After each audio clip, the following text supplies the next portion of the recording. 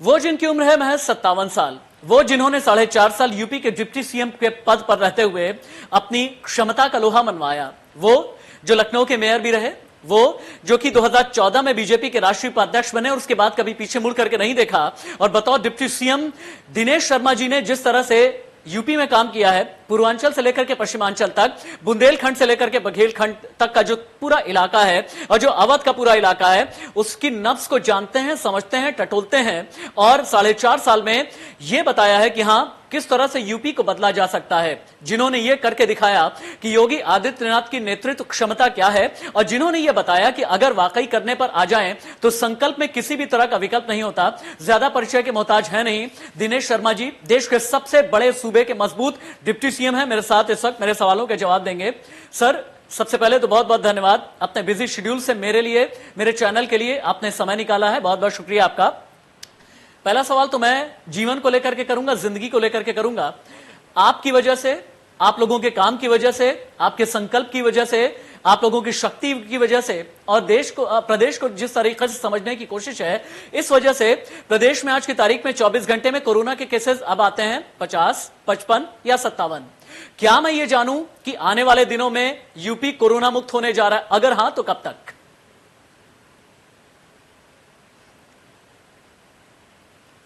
Corona की जो महामारी है, इसके बारे में पूरी दुनिया में कोई भविष्यवाणी नहीं कर सकता। जब प्रथम लहर के बाद द्वितीय लहर के आने की संभावनाएं बनी थी, तो उसका स्वरूप क्या होगा, इसका अंदाज लगाना मुश्किल हो रहा था। हमने उसका मुकाबला बड़े बारीकी तरीके से माननीय मुख्यमंत्री जी के नेतृत्व में पूरी सरकार ने जिस तरीके से सुविधाएं थी, कि हमारे जो उत्तर प्रदेश में जो चिकित्सा की सुविधाएं थी, एक साल पहले अगर आप देखिए मार्च 2020 में, तो चिकित्सा की सुविधा में जब पहला केस आया था आगरा में, तो होने के बाद उसके इलाज की कोई व्यवस्था थी। पहला मरीज आया था आगरा में, उसको टेस्टिंग चेन्नई में हुई, और उसके बाद उस मरीज को इलाज के लिए हमें दिल्ली भेजना पड़ा। हमारे उत्तर प्रदेश के 3-4 जिलों में ही केवल वेंटिलेटर की सुविधा युक्त हॉस्पिटल थे, और ऑक्सीजन से युक्त हॉस्पिटल की संख्या भी आधा दर्जन के आसपास थी जी। आज पूरे 75 जिलों में हमने, चाहे वो प्राथमिक स्वास्थ्य केंद्र हो, चाहे हमारे सामुदायिक स्वास्थ्य केंद्र हो, उनको हमने ठीक करने का, व्यवस्थित करने का काम किया है। मेडिकल कॉलेज की संख्या काफी हद तक बढ़ाई है, जो आजादी के बाद मात्र कुछ उंगली पे गिनती के थे, आज 2 दर्जन के आसपास हॉस्पिटल, मेडिकल हॉस्पिटल नए बनने की ओर है। हमने जहां रायबरेली और गोरखपुर में एम्स की व्यवस्था करी है, वही पुराने हॉस्पिटल का जीर्णोद्धार करने का काम किया है। आज पूरे 75 के 75 जिलों में वेंटिलेटर युक्त बेड्स भी हैं और ऑक्सीजन की पर्याप्त व्यवस्था भी है। ऑक्सीजन प्लांट से एक अभियान चला के जिले में ऑक्सीजन प्लांट को लगाने पे हमने कामयाबी प्राप्त करी है। ये चिकित्सा के संदर्भ में जिस प्रकार से उत्तर प्रदेश सरकार ने लेकिन जानते हैं दिनेश जी, आप लोग काम करते हैं, आप कहते हैं कि हम जीवन देंगे, आप कहते हैं बिजली सड़क पानी देंगे, आप कहते हैं रोटी कपड़ा मकान देंगे, लेकिन विपक्षी क्या कहते हैं? हम जाति के सहारे लड़ेंगे। मैं शुरुआत कर लेता हूं मायावती के साथ में। मायावती ने आजकल फैसला यह किया हुआ है कि भैया ब्राह्मण सम्मेलन के जरिए सवर्णों में से ब्राह्मणों को हम छांटेंगे और छांट करके अपने साथ लेकर के आएंगे, ताकि भारतीय जनता पार्टी का मुकाबला कर लें। ये ब्राह्मण सम्मेलन को टैकल कैसे किया जाएगा? क्योंकि अयोध्या में पहुंच करके सतीश चंद्र मिश्रा ने यह भी कह दिया, प्रभु श्री राम हमारे भी हैं, जय श्री राम, हम तो भव्य राम मंदिर बनाएंगे। तब जबकि भव्य राम मंदिर का निर्माण हो रहा है, तब जबकि राम मंदिर की नींव पूरी होने जा रही है, तब जबकि 2023 तक आम आदमी रामलला के दर्शन कर सकेगा। ये राम कार्ड जो मायावती खेलने की कोशिश कर रही हैं, दलित ब्राह्मण वाली सोशल इंजीनियरिंग को साथ में लाने की कोशिश कर रही हैं, इसका सामना किस तरह से किया जाएगा दिनेश जी? देखिए, उत्तर प्रदेश की जनता बहुत बुद्धिमान है और वो भारतीय जनता पार्टी की कार्यशैली को जानती है। श्री राम जन्मभूमि आंदोलन के लिए दिया गया बलिदान जो कार्यसेवकों का है और जो भारतीय जनता पार्टी का उसके पक्ष में किया गया कार्य है, मैं समझता हूं वो जन जन के जुबान पे है। और कोई भी किसी प्रकार के दावा करे, लेकिन लोगों को किसने श्री राम जन्मभूमि मंदिर के निर्माण के लिए रास्ता की बाधाएं दूर करी हैं माननीय सुप्रीम कोर्ट के निर्णय के बाद, किन्होंने संघर्ष किया है, किन्होंने बलिदान किया है, ये हर बच्चा जानता है, प्रदेश का बच्चा प्रदेश का क्या पूरी दुनिया का जानता है। जहां तक कुछ विपक्षी दलों की जातिगत रणनीतियों का आपने उल्लेख किया, मैं इतना कहना चाहूंगा कि ये नव प्रयोग करते रहते हैं। विपक्ष ने काम नहीं किया है। आपने देखा होगा कोरोना का जब संक्रमण काल था, ये बड़े बड़े नेता जो आज बयान देते हुए जातियों का नाम लेते हुए घूम रहे हैं, रथों का सवार होकर अपनी रथ यात्रा निकाल रहे हैं, अगर इनके बारे में आप इनसे एक केवल प्रश्न करके देखिए कि जब कोरोना का संक्रमण था, लोग कोरोना के उससे प्रताड़ित हो रहे थे, तमाम लोग तो दिवंगत भी हो गए थे। ऐसे समय जब उनको आवश्यकता थी उनकी सहायता की कि कोरोना पॉजिटिव के वहां कोई जाना नहीं चाहता था, तब केवल भारतीय जनता पार्टी का कार्यकर्ता और सरकार के नुमाइंदे घर घर पहुंचने का काम कर रहे थे। पूरे गांव-गांव तक मेडिकल किट्स बांटने का सेवा ही संगठन के नाम पर भारतीय जनता पार्टी के कार्यकर्ता कर रहे थे। कई हमारे सैकड़ों पार्टी के पदाधिकारी हमारे बीच में नहीं रहे। 7-7, 8-8 हमारे विधायकों की मृत्यु हुई, 3-3 हमारे मंत्री हमारे बीच में नहीं रहे। लेकिन भारतीय जनता पार्टी ने कोरोना के संक्रमण काल में डट कर कोरोना का मुकाबला किया और लोगों की सेवा के लिए अपने आप को समर्पित किया। ये जनता देखते उस समय ये एयर कंडीशन कमरों में बैठकर विपक्ष के बड़े नेता ट्वीट कर रहे थे। एकदम ठीक कह रहे हैं, ये लोग ट्वीट कर रहे थे। तो जनता इनसे प्रश्न जरूर पूछेगी कि आपने उस समय क्या किया। ठीक कह रहे हैं आप। इसलिए में आज ये जाति के आधार पर, धर्म के आधार पर, क्षेत्र के आधार पर ये तरह तरह के हथकंडे अपनाएंगे। लेकिन मुझको लगता है कि जनता ने जो तय किया है उसके परिणाम लगातार आ रहे हैं। 2017, 2019, उसके बाद उपचुनाव, उसके बाद एमएलसी चुनाव, उसके बाद जिला पंचायत अध्यक्ष का चुनाव, उसके बाद ब्लॉक प्रमुखों का चुनाव। ये सब परिणाम दिखाते हैं कि लोगों के जो मंशा है वो भारतीय जनता पार्टी के कार्यकर्ताओं कार्यों के प्रति उनकी सहमति दर्शाता है। आप एकदम ठीक कह रहे हैं। और योगी आदित्यनाथ के नेतृत्व में जिस तरह से उत्तर प्रदेश ने विकास किया है, 4.5 साल में जिस तरह का काम किया है, बल्कि हम तो बहुत बार ये कहते भी हैं कि उनके जैसा सीएम ना हुआ और आगे ना होगा, क्योंकि 4.5 साल में वो करके दिखाया है जो दशकों तक नहीं हुआ है। शिक्षा के मामले में, कोरोना के वक्त में, चाहे वो माफियाओं पर शिकंजा कसने के मामले में, माफियाओं को बिल्कुल प्रदेश छोड़ करके भगाने के मामले में। लेकिन क्या है ना, लोग क्षेत्र की बात नहीं करते, लोग जाति की बात नहीं करते। एक और शख्सियत है, पहले तो बिहार चले गए, हालांकि हैदराबाद से शुरुआत की, बिहार में गए, चंद सीटें जीत करके यूपी में चले आए, हालांकि वाया बंगाल ही आ रहे हैं, और ये कहते हैं भैया अखिलेश बाबू, हमारे वाले को या हमारे नेता को, किसी मुसलमान को डिप्टी सीएम बना दो और हमारे साथ में गठबंधन कर लो। मैं बात कर रहा हूं असदुद्दीन ओवैसी की, जिन्हें लेकर के माननीय मुख्यमंत्री ने भी ये कहा कि अगर चैलेंज करते हैं, चैलेंज कबूल है। क्या वाकई में इतने बड़े चैलेंजर हैं असदुद्दीन ओवैसी? और क्यों बार बार ये कहा जाता है कि वो भारतीय जनता पार्टी की बी टीम की तरह काम कर रहे हैं?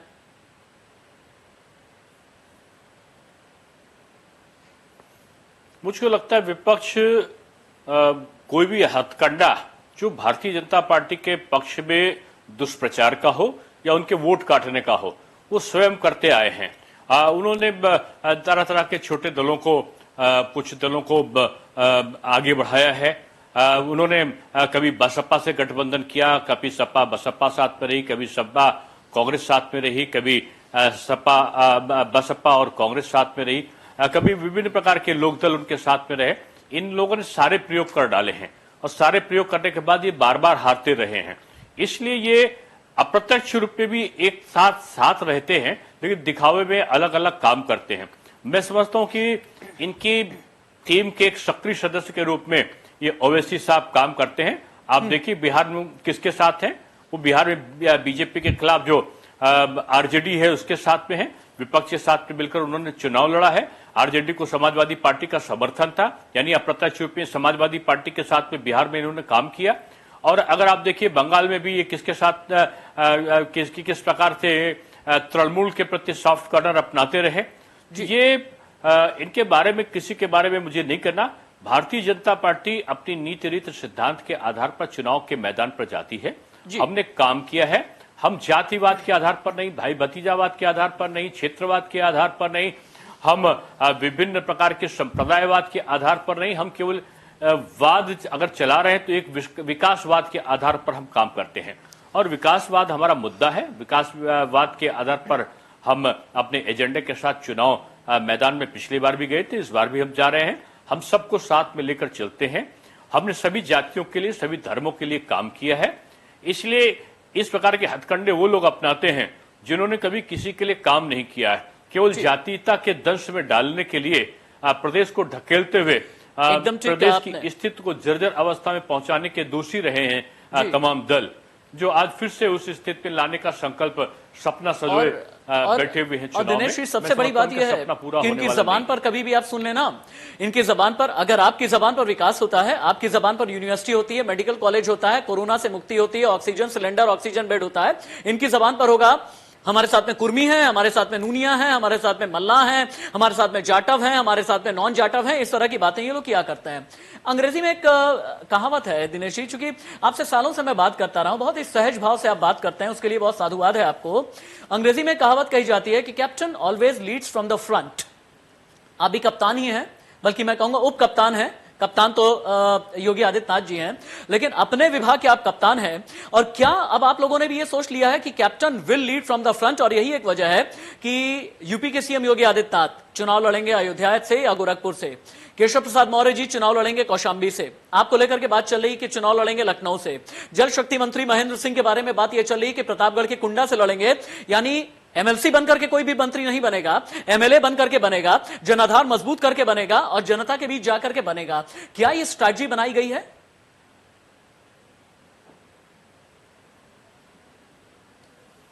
देखिए, मैं अभी आपके समाचार के माध्यम से, समाचार इलेक्ट्रॉनिक चैनल के माध्यम से सुन रहा हूं। हम लोग संगठन के कार्यकर्ता हैं, इस प्रकार की अफवाहों के आधार पर, इस प्रकार की चर्चाओं के आधार पर न तो टिप्पणी करते हैं और न ही कोई निर्णय के उस पर पहुंचते हैं। भारतीय जनता पार्टी के कार्यकर्ताओं की परंपरा रही है कि संगठन, उनके बारे में चाहे छोटा कार्यकर्ता हो चाहे बड़ा से बड़ा नेता हो देश का, उसके बारे में संगठन निर्णय लेता है और जो संगठन निर्णय लेता है वो सारे लोग मानते हैं। इसलिए इस प्रकार की चर्चाओं में ना तो कोई मैं सहभागी बनना चाहता हूं और ना ही मेरे कोई टिप्पणी है। ये सब बातें केवल मैंने भी आपके दूरदर्शन पे सुनी है और मैं समझता हूं कि इस प्रकार की चर्चा करने का कोई औचित्य भी नहीं है। ठीक है, संगठन मजबूत होता है आप जैसे जमीनी कार्यकर्ताओं से। मैं आपको सिर्फ नेता नहीं मानता, मैं आपको तब से फॉलो कर रहा हूं जब लखनऊ यूनिवर्सिटी में आप प्रोफेसर रहे, मैं आपको तब से जानता हूं जब आप मेयर रहे, मैं आपको तब से जानता हूं, आपके बारे में पढ़ करके तब से जानता हूं जब से आप छात्र राजनीति में बड़े एक्टिव रहे। संगठन बनता है आप जैसे मजबूत नेताओं से, आप जैसे जमीनी कार्यकर्ताओं से, और संगठन बनता है, संगठन को मजबूत करने का काम भी इसके अलावा राष्ट्रीय स्वयंसेवक संघ की तरफ से भी किया जा रहा है। कहां यह जा रहा है कि राष्ट्रीय स्वयंसेवक संघ के बड़े बड़े और दिग्गज लोगों ने डेरा डाला हुआ है इलेक्शन तक। यूपी के अंदर चित्रकूट में जिस तरह का मंथन चला है उसमें और भी मजबूती देने का काम किया गया है। दत्तात्रेय होसबोले जी थे, अरुण कुमार जी भी रहे। संघ का सपोर्ट कितना है और संघ की रणनीति कितनी ज्यादा काम आने जा रही है, और संघ की रणनीति क्या क्या रहने वाली है जनसंख्या कानून को लेकर के, धर्मांतरण को लेकर के और बाकी अलग अलग चीजों के लिए।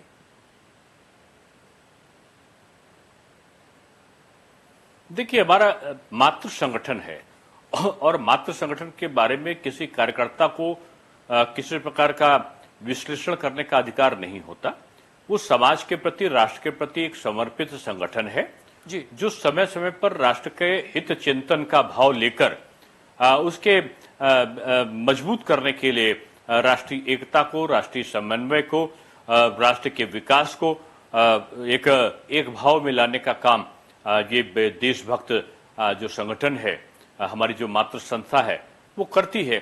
और इनका अपने कार्य करने का एक तरीका है। एक बहुत बड़ा दुनिया का ये संगठन है और इनकी कार्यशैली का मुख्य लक्ष्य राष्ट्रीयता, भारतीय संस्कृति की अक्षुण्णता और देश के प्रति समर्पण का भाव, इसको लेकर ये सब काम करते हैं। और मैं समझता हूं कि इस बारे में मातृ संगठन से पूछना उचित होगा। आपने बात की राष्ट्रीयता की, राष्ट्रीयता से आगे चल के मैं राष्ट्रवाद तक भी आऊंगा, लेकिन उससे पहले एक तथाकथित बड़े नेता की बात करता हूं। हालांकि यूपी में खारिज किए जा चुके हैं और उनकी पार्टी 3 दशक में कभी भी अपनी पॉलिटिकल रिवाइवल का लॉन्च पैड ढूंढ नहीं पाई। नाम राहुल गांधी, कांग्रेस के पूर्व अध्यक्ष, मौजूदा कांग्रेस के नेता। प्रोजेक्शन अभी भी ऐसा किया जाता है कि बड़े नेता हैं, मजबूत नेता हैं, लेकिन अपनी मजबूती यूपी के अंदर साबित नहीं कर पाए। यूपी के लड़के भी साथ में लेकर के आए थे, तब भी एक बयान दिया उन्होंने, कहा कि मुझे यूपी के आम पसंद नहीं है, मुझे तो आंध्र प्रदेश के आम पसंद है। यूपी के आम राहुल को खट्टे क्यों लगते हैं दिनेश जी? यूपी के आम तो बड़े अच्छे होते हैं। मैं यूपी का खुद रहने वाला हूं, पूर्वांचल चला जाऊं, मैं मलिहाबाद चला जाऊं, मैं लखनऊ चला जाऊं, दशहरी से लेकर के लंगड़ा तक, चौसा से लेकर के बाकी जितने भी आम हैं खाने के लिए लोग तरसते हैं यूपी के आम, लेकिन राहुल को इतने नापसंद क्यों हैं? देखिए, यूपी का अनुभव खट्टा है किसी भी नेता के लिए जो हार जाता है। मैं सम्मानित नेता है, उनके लिए व्यक्तिगत कोई टिप्पणी नहीं करूंगा। हाँ, लेकिन अगर किसी को यूपी के आम नहीं पसंद है, उसका कारण हो सकता है कि यूपी के आम लोगों को कुछ लोग नहीं पसंद है, कुछ पार्टी नहीं पसंद है, और वो इसका जवाब वो लोग बराबर चुनाव में देते हैं। आम लोग यानी हमारी जनता। तो अगर आम लोगों को कोई नेता नहीं पसंद है तो नेता को आम नहीं पसंद है, ये कौन सी बड़ी बात है। मैं समझता हूं उत्तर प्रदेश की सांस्कृतिक और जो हमारी पहचान है, किसी भी चीज की विशेषता है, उसका सम्मान रखना चाहिए। और हमारे खाद्य पदार्थ, हमारा रहन सहन, हाँ, ये पाश्चात्य संस्कृति से उत्पन्न नहीं हो सकता, ये बात सही है, लेकिन फिर भी हमारी विशेषता है। लोग तो उत्तर प्रदेश के और लखनऊ के दशहरी बोलते हैं कि आमों का राजा है, लेकिन हम इस प्रसंग में पढ़ना नहीं चाहते। मैं इतना ही कहूंगा कि आम लोगों को कुछ नेता नहीं पसंद है। अगर नेता को आम नहीं पसंद है तो ये कौन सी बड़ी बात है। उन्हीं की पार्टी के कौन नेता हैं? प्रियंका गांधी पैराशूट पॉलिटिशियन कही जाती हैं, कभी हाथरस में आ जाती हैं, कभी दक्षिणी पश्चिमी उत्तर प्रदेश में पहुंच जाती हैं, कभी लखनऊ में पहुंच जाती हैं, लखनऊ से होते हुए कभी निकल जाती हैं उस जगह पर जहां पर एक महिला से मिलती हैं, कहती है महिला जो है चुनाव के वक्त में पीड़ित थी, और यहां तक भी कह देती हैं कि यूपी में तो चीरहरण हो रहा है। अगर यूपी में उन्हें चीरहरण नजर आ रहा है, उनके ज्ञान चक्षु खोलने के लिए कुछ बताएंगे आप? क्योंकि यूपी में आप लोगों के शासनकाल में जिस तरह का राज रहा है, आज की तारीख में महिलाएं निकलने में असुरक्षित महसूस नहीं करती, बच्चियां स्कूल जाने में असुरक्षित महसूस नहीं करती, शोहदे अब नहीं आते हैं, शोहदे परेशान नहीं करते हैं। कभी भी उन्हें अगर पढ़ने के लिए जाना है तो उन्हें यह बहुत अच्छे से पता है कि भैया योगी की पुलिस है, इतनी टाइट पुलिस है कि अच्छे से खबर ले लेगी अगर शोहदे भी होंगे। लेकिन यह प्रियंका गांधी को नजर नहीं आता। ऐसा क्यों? कहती है चीरहरण हो रहा है।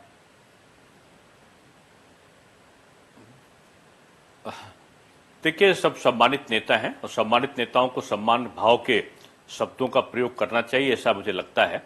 लेकिन उत्तर प्रदेश के बारे में मैं बता दूं कि हो सकता है वो पिछली सरकार के कार्यों को याद कर रही हो, जब खुलेआम माताओं और बहनों बेटियों के साथ में अत्याचार होते थे, खुलेआम अपहरण की घटनाएं होती थी, लोगों को मकानों पर लिख के देना पड़ता था कि यहां से छोड़कर इतने दिन में चले जाओ।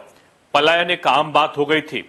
ऐसे समय एंटी रोमियो स्क्वाड चलने के बाद, और खासतौर से मैं उदाहरण दूंगा पश्चिमी उत्तर प्रदेश का, कि आज किसी की हिम्मत नहीं है कि किसी बहु बेटी के आगे आंख उठा दे।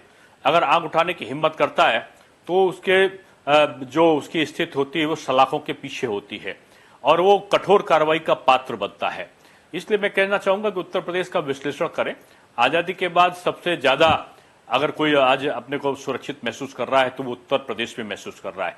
उत्तर प्रदेश में किसी भी प्रदेश के बारे में अगर कोई पता लगाना होगी कानून स्थिति क्या है, तो वहां आने वाले निवेश से लगाया जा सकता है। जो पूंजी निवेश है, जो उद्योग है, जिस तेजी से पूरे भारतवर्ष में उत्तर प्रदेश में लगे हैं, उसका सीधा तात्पर्य है कि उद्योगपतियों को यहाँ की कानून व्यवस्था और यहाँ के प्रशासन की सक्रियता के बारे में उनका दृढ़ जो निश्चय है, दृढ़ विश्वास है, वो बढ़ा है। और आज आप देखें कि चाइना से छोड़ जो कंपनियां आई वो दुनिया के अन्य देशों के बजाय भारतवर्ष में आई, और भारतवर्ष में भी वो उत्तर प्रदेश के अंदर आके अपना प्लांट लगाने के भी सैमसंग का देखिए कई हजार करोड़ का आया। उससे पहले कई और इलेक्ट्रॉनिक्स इक्विपमेंट्स बनाने वाली फैक्ट्रियां आई, जो डाटा सेंटर्स हैं वो हमारे वहां पर खुले। तो मैं कह सकता हूं कि उत्तर प्रदेश में आज एक वातावरण है काम करने का, उद्योगों को लगाने का, पूंजी को निवेश करने का, लोगों के रोजगार सृजन की संभावनाएं आप देखें 1.5 करोड़ के आसपास अतिरिक्त, जिसको कहना चाहिए कि अप्रत्यक्ष रूप में रोजगार लोगों को मिला है, चाहे वो मल्टीनेशनल कंपनी में नौकरियों के माध्यम से हो, चाहे स्वतः रोजगार छोटे छोटे रोजगार लगा के हो, चाहे वन डिस्ट्रिक्ट वन प्रोडक्ट के माध्यम से रहा हो, या किसी अन्य प्रकार से सरकार द्वारा दिए गए ऋण के माध्यम से रहा हो। 4.5 लाख से ऊपर सरकारी नौकरी लोग पा चुके हैं। 1,24,000 तो केवल 1,50,000 तो केवल शिक्षा के क्षेत्र में नौकरियां मिली हैं। 1.5 लाख के आसपास केवल पुलिस में नौकरियां मिली हैं। उसके अलावा लगभग 1.5 लाख के आसपास अन्य विभागों की नौकरियां सरकारी नौकरी के आसपास मिली है। क्या आजादी के बाद कभी इतना प्रकार के लोग इस पैमाने पर लोगों को रोजगार मिला था? आज एक व्यक्ति उंगली नहीं उठा सकता है कि उसके जो नियुक्तियां हैं उसमें किसी प्रकार की पारदर्शिता को नहीं रखा गया। दिनेश जी, आपने रोजगार दिया है, दिनेश जी आपने सुरक्षा दी है, लोगों को, गरीबों को आपने खाना दिया है, को देखना, पेट भर भोजन दिया है, गरीब के लिए थाली भी सवारी है, गरीब का घर भी संवारा है, इसमें कोई दो राय नहीं है। ये मेरा भी मानना है और मेरे चैनल का भी मानना है। एक जमाने तक एक शायर की मैं बड़ी प्रशंसा करता था, उन्हें पढ़ा करता था, लेकिन आज की तारीख में व्यक्तिगत तौर से मुझे यह लगता है कि न जाने कैसे वो पथभ्रष्ट हो गए हैं, उनमें एक विभ्रम आ गया है, एक अजीब सी जबान उनकी हो गई है और ऐसा लगता है कि यह जबान किसी सियासतदान की जबान है, किसी अजीम शायर की जबान नहीं है। मैं बात कर रहा हूं मुनव्वर राना की। बार बार भड़कते क्यों रहते हैं? क्यों ये कहते हैं कि अगर दोबारा से यूपी में योगी आदित्यनाथ सीएम बन गए तो यूपी छोड़ करके चला जाऊंगा। हालांकि आज तक यूपी छोड़ा नहीं, अपना वार्ड छोड़ा, यूपी नहीं छोड़ा। यहां तक भी कहा कि बच्चे ज्यादा पैदा करो, 2-1 एनकाउंटर में मार दिए जाएंगे, कुछ एक एक्सीडेंट में मार दिए जाएंगे और इसीलिए बच्चे यूपी में ज्यादा पैदा करो, एक आध आतंकी बना करके मार दिए जाएंगे। क्यों? इनके दिमाग में हो क्या गया है? क्या इनके पीछे कोई पॉलिटिकल पार्टी काम कर रही है? अगर हां तो वो पॉलिटिकल पार्टी कौन सी है? और क्या मुनव्वर राना भी आज की तारीख में शायर नहीं रह गए हैं, बल्कि एक सांप्रदायिक हिंदू मुसलमान करने वाले एक ऐसी शख्सियत हो गए हैं जो दूसरे की या दूसरी पॉलिटिकल पार्टी के हाथ की कठपुतली हो गए हैं?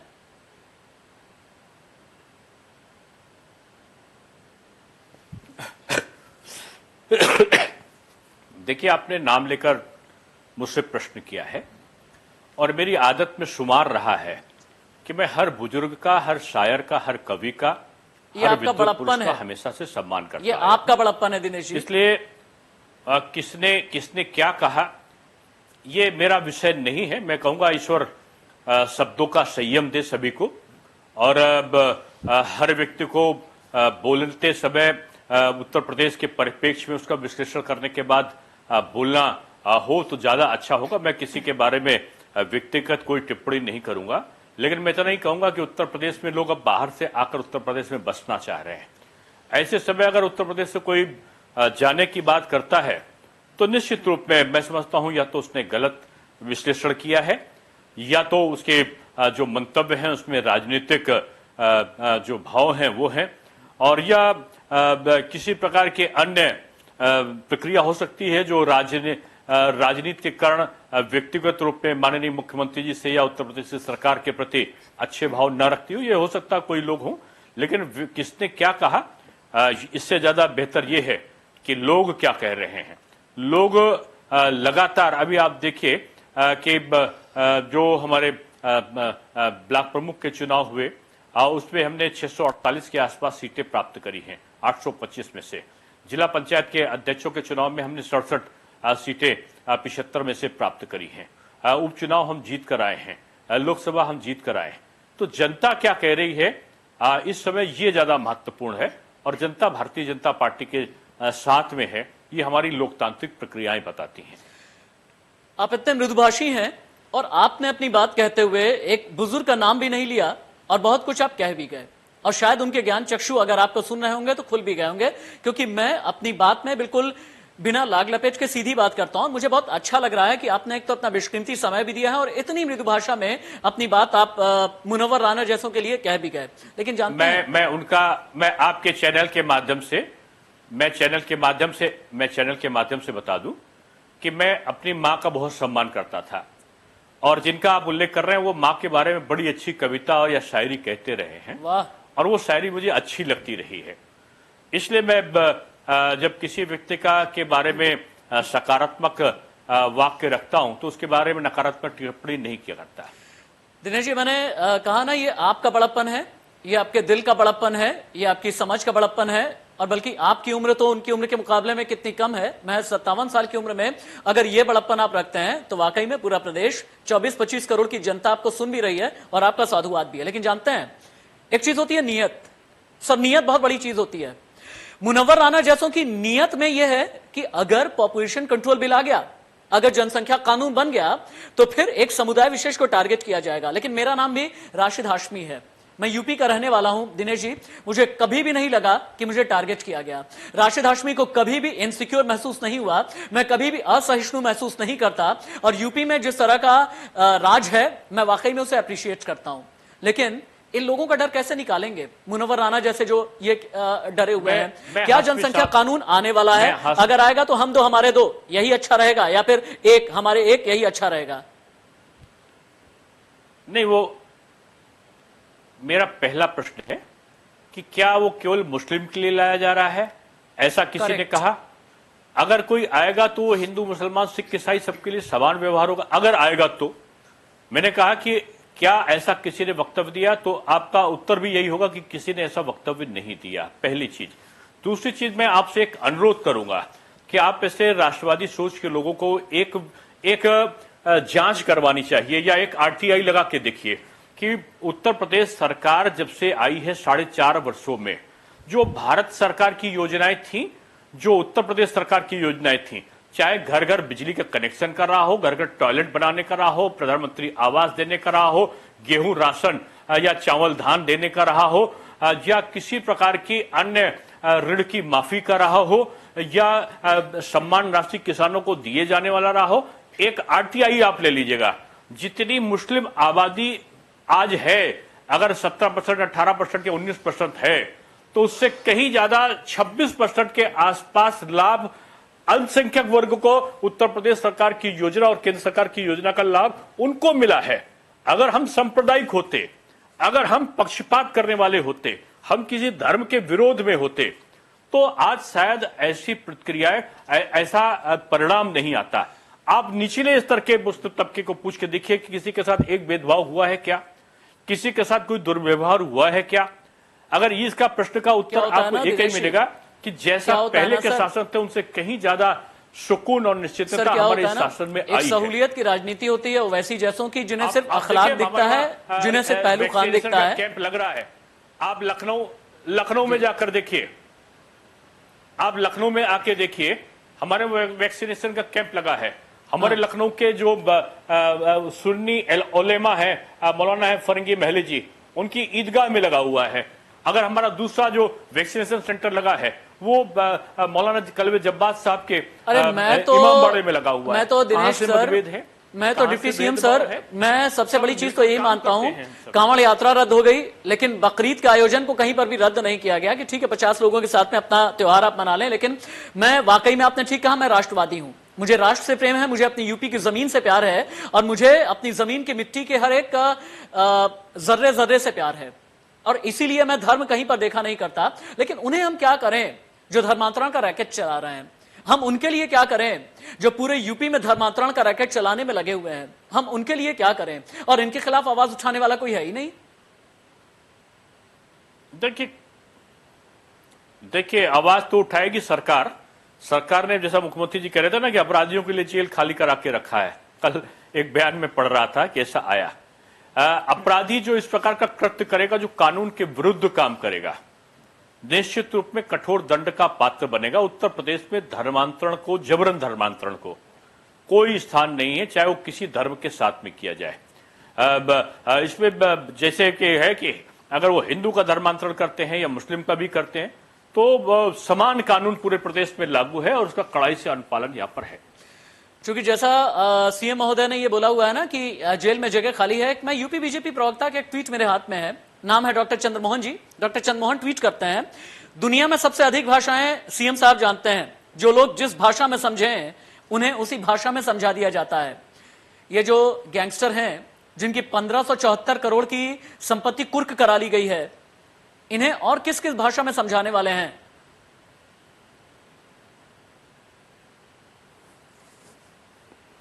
नहीं, देखिए मैं समझता हूं हर समय भाषा संयमित और संतुलित सरकार की रहती है, लेकिन अपराधी अपराध ना करे इसके लिए सरकार को कठोर बनना पड़ता है, और सरकार उनके संबंध में कठोर निर्णय लेती है।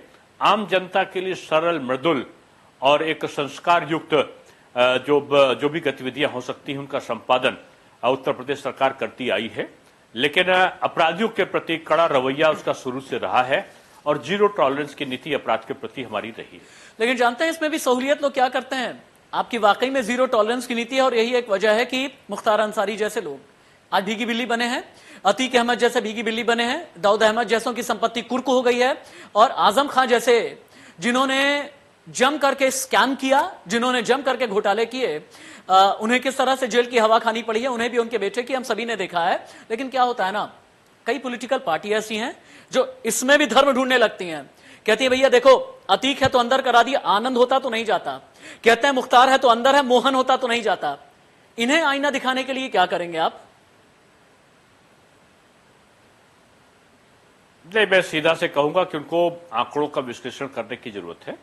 उत्तर प्रदेश में जितने भी माफिया गैंग थे, चाहे वो हिंदू रहे हों, मुस्लिम रहे हों, सिख हों, ईसाई हों, उनके धर्म से संबंध ना जोड़ते हुए जो भी जिनके खिलाफ भी कार्रवाई हुई है, निष्पक्ष, पारदर्शी, और वही कार्रवाई सरकार करे, इसके लिए सरकार संकल्पित रहती है।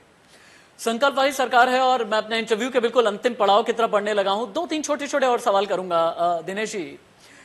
क्या है यूपी के सीएम योगी आदित्यनाथ में कि एक ऐसा मॉडल निकाल दिया कि आज की तारीख में यूपी कोरोना मुक्त होने की तरफ बढ़ गया?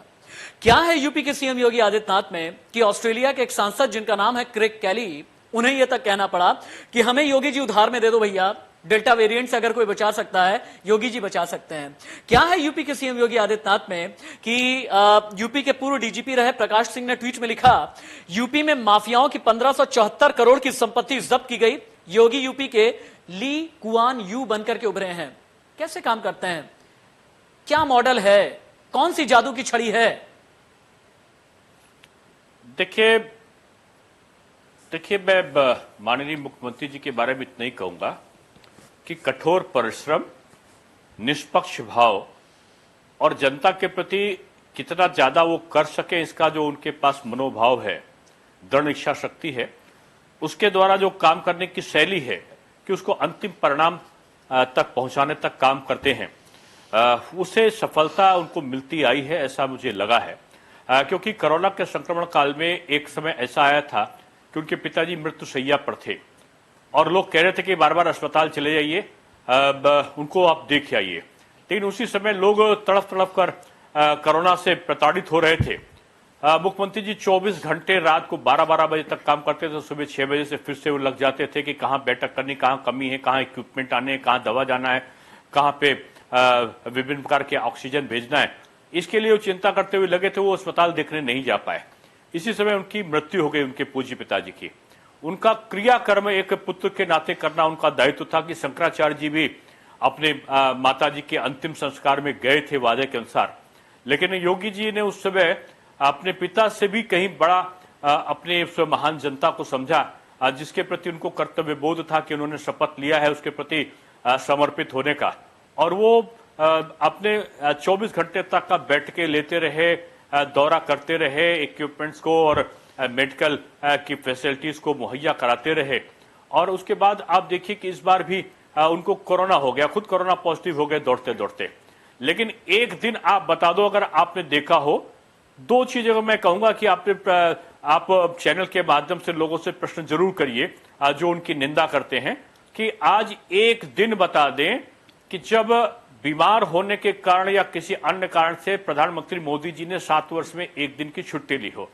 और वैसे योगी जी के बारे में कोई भी अपना एक सर्च कर ले, गूगल को भी सर्च कर ले, नहीं कोई और सर्च कर ले, योगी जी ने क्या पूरे 4.5 वर्षों में एक दिन भी कोई छुट्टी ली होगी?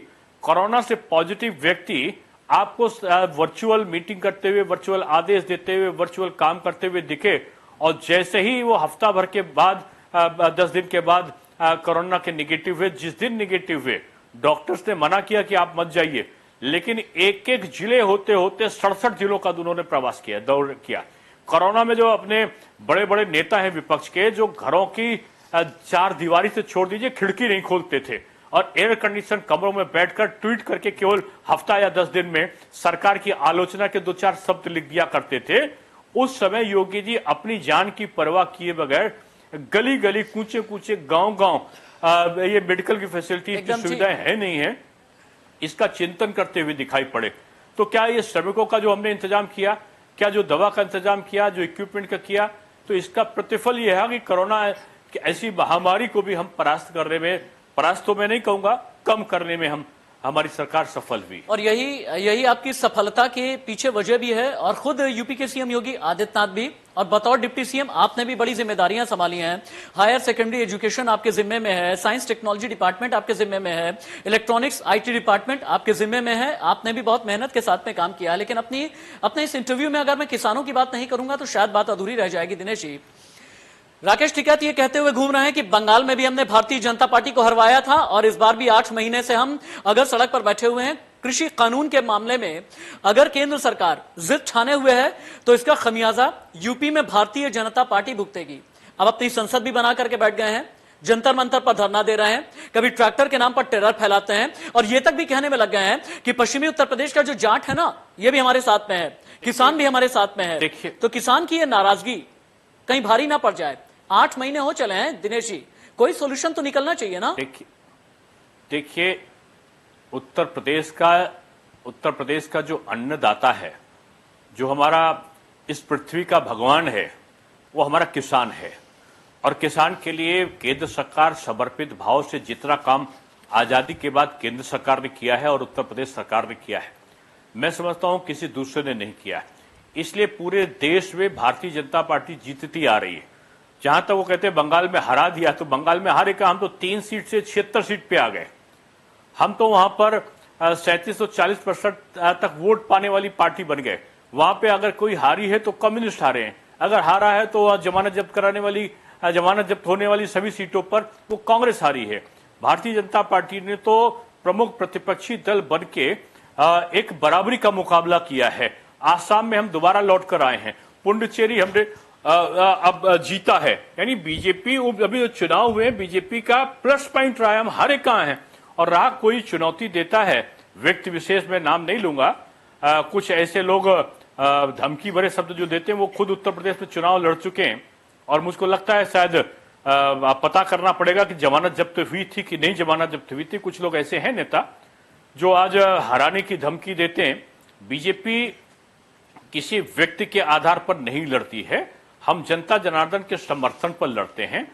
जाट भी हमारा है, गुजर भी हमारा है, हिंदू भी हमारा है, मुस्लिम भी हमारा है, सभी त्यागी भी हमारा है। और अगर कहें तो वहां रहने वाला सैनी से लेकर और सारा कुछ जाति हमारा है। हम जाति के आधार पर बातें नहीं करते। इसलिए बात वो लोग कर रहे हैं जिनको समर्थन नहीं है, और समर्थन जुटाने के लिए इस प्रकार के लुभावने और उत्तेजक शब्दों का वो इस्तेमाल करते हैं। भारतीय जनता पार्टी सभी को साथ में लेकर चलने वाली पार्टी है, इसलिए हम इस भाषा का प्रयोग नहीं कर सकते। ये सभी एक साथ मैदान में आए हैं। प्रत्यक्ष रूप में भी हमारे पिछले चुनाव में भी हमारा विरोध किया था, और विरोध करने के बाद सब बुरी तरह पराजित हुए थे। कुछ ऐसे लोग भी हैं जो स्वयं भी चुनाव लड़ चुके हैं और पराजित हुए थे। तो इनके इस प्रकार के बयानों का मैं समझता हूं राजनीतिक मंतव्य इनके साफ झलकते हैं। और जनता, उत्तर प्रदेश की महान जनता इस प्रकार के राजनीतिक मंतव्यों को, जो विपक्ष के जो मंसूबे हैं, उसको उसने 2017 से पूरे नहीं होने दिया। दिनेश जी, मंसूबे विपक्ष के भी हैं और इलेक्शन के लगभग 7-8 महीने पहले मंसूबे आतंकियों के भी हैं। लखनऊ में आतंकी पकड़े गए, पश्चिमी उत्तर प्रदेश में पता ये चला कि खालिस्तानी फोर्स वाले हैं, कहीं पर पीएफआई वाले हैं, कहीं पर अलकायदा वाले हैं। ये आतंकी गतिविधि एकाएक, ये स्लीपर सेल एकाएक 6-7 महीने के बाद एक्टिव कैसे हो गए?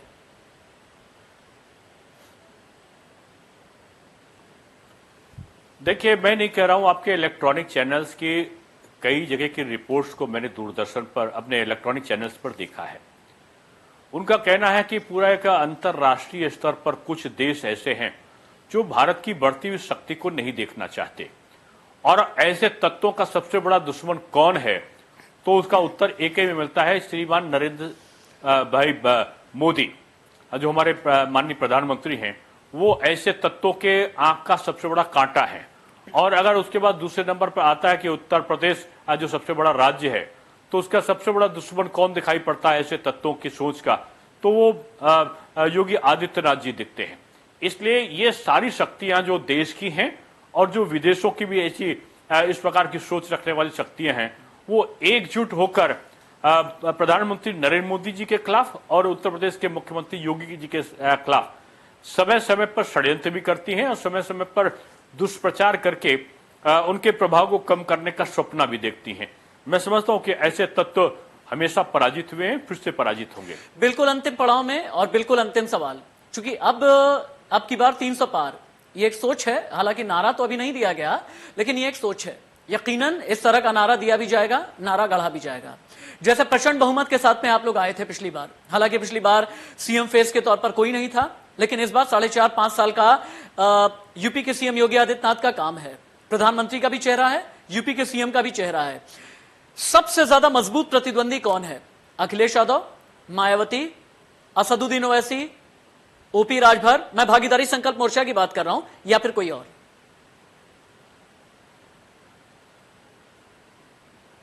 देखिए, भारतीय जनता पार्टी पहली बात तो किसी को प्रतिद्वंदी मानती नहीं है। लोकतंत्र में विपक्षी भाव रखने वाले लोगों को लोकतंत्र को मजबूत करने के लिए चुनाव लड़ने का पूरा अधिकार है। भारतीय जनता पार्टी अपने आधार पर चुनाव लड़ती है कि हमने जो संकल्प लिया था हमने उसको पूरा किया कि नहीं किया। अगर विभागवार विश्लेषण करेंगे तो जो संकल्प पत्र हमारा था उसको अक्षरशः हमने उसका पालन किया है। जो हमने काम किए हैं वो आज काम बोल रहे हैं। पहले योगी जी का चेहरा नहीं था, आज योगी जी का विकास का कार्य है, बीजेपी का जो विकास का मॉडल है आज चुनाव के मैदान पर एक चर्चा का विषय है। तो मैं समझता हूं कि ये जितने भी दल हैं इनको आप अलग अलग करके प्रतिद्वंदी क्यों मानते हैं? इन दलों का दिल एक है, इन दलों की कार्यशैली एक है, इन दलों का मंतव्य एक है, इन दलों की कार्यशैली एक है, इन दलों की रणनीति एक है, इन दलों का काम करने का तरीका एक है। और ये सब लोग अलग अलग भेष रख के, अलग अलग स्वरूप बदल के ये भारतीय जनता पार्टी को नुकसान पहुंचा के चुनाव में इनका मुकाबला करने का कार्य हर बार करते हैं और इस बार भी करते हैं। इसलिए मैं मानूंगा कि ये संपूर्ण लोग मिलकर भी भारतीय जनता पार्टी के सामना करने की रणनीति अगर अपनाएं तो भी ये पिछली बार की तरीके से कामयाब ये लोग ये कहने में लगे हुए होते हैं। आप तो ये कहते हैं कि एक सीएम सबसे मजबूत, एक पीएम सबसे मजबूत। ओपी राजभर कहते हैं 5 साल में 5 सीएम देंगे, 20 डिप्टी सीएम देंगे। फिर क्या करेंगे आप?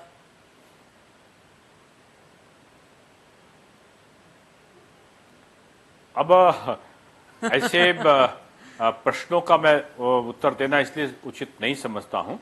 जिन चीज की संभावनाएं ना हो उन पर विचार मंथन की आवश्यकता क्या होती है?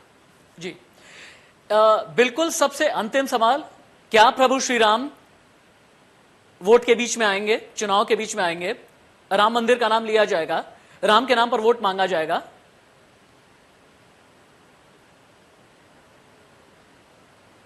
देखिए, प्रभु राम चुनाव के मैदान में आएंगे ये प्रश्न ही अपने आप में अपूर्ण है। प्रभु राम रग रग में बसे हैं, कस्तूरी कुंडल बसे मृग ढूंढत वन माए, ऐसे घट घट राम हैं दुनिया देखत नाई। ये दुनिया के तमाम, हम तो कहेंगे उत्तर प्रदेश में विपक्ष देखत नाई।